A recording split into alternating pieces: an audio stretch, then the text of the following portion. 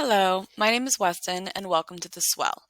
The Swell is where we talk about all things HubSpot tips, newsletters, blogs, worksheets, business insights, and more.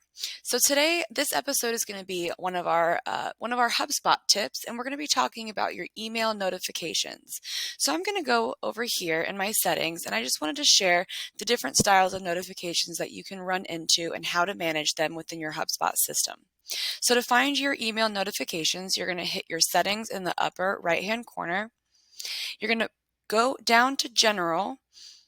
Then underneath your preferences, you'll hit notifications.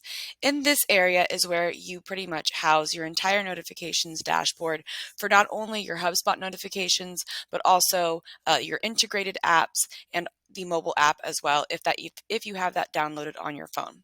So the first things first is to understand if you want your email notifications sent to your inbox.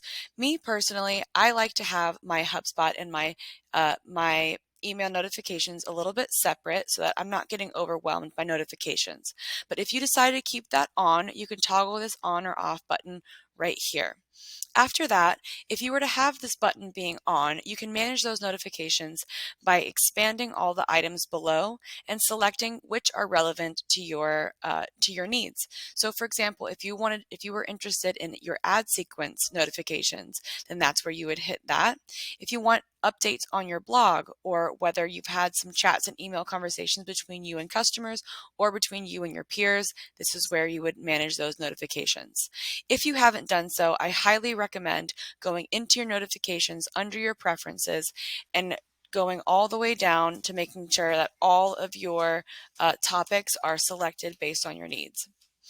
You can scroll over to your desktop news, and I wanted to make sure I kept some open so I can show you kind of real time how to get them managed. So depending on how you want to get notified for your desktop settings is where you'll turn them on or off based on your preference. I had some open below that I wanted to show you that we wanted to take off.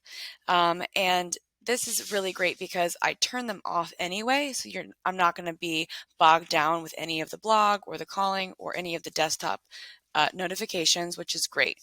But if you wanted them on, this is where you would go down to manage them, making sure that you're selecting what you would like and what you wouldn't like.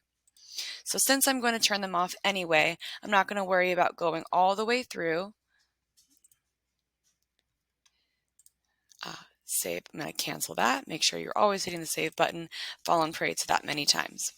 Additionally, we're going to go over to the other apps section where we're going to talk about how we get notified if you've had a connected app. So for example, I do have Slack on, but I still keep that separate open in a different tab. So I don't necessarily need all of the notifications run through HubSpot. I did go in and make sure that all of these are turned off, which is the only reason why the blue toggle at the top is turned on.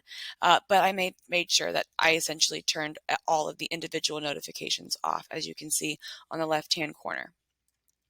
If you have any other notifications, for example, you work with Teams, definitely want to make sure to connect that app or any other space, maybe Asana, or maybe you have a Gmail that you want to connect in here. This is definitely the place to do it.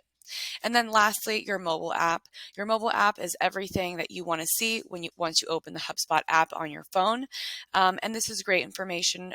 So you want to make sure you go through these notifications so that you're not bombarded with all of the company or client communication that you have on your phone.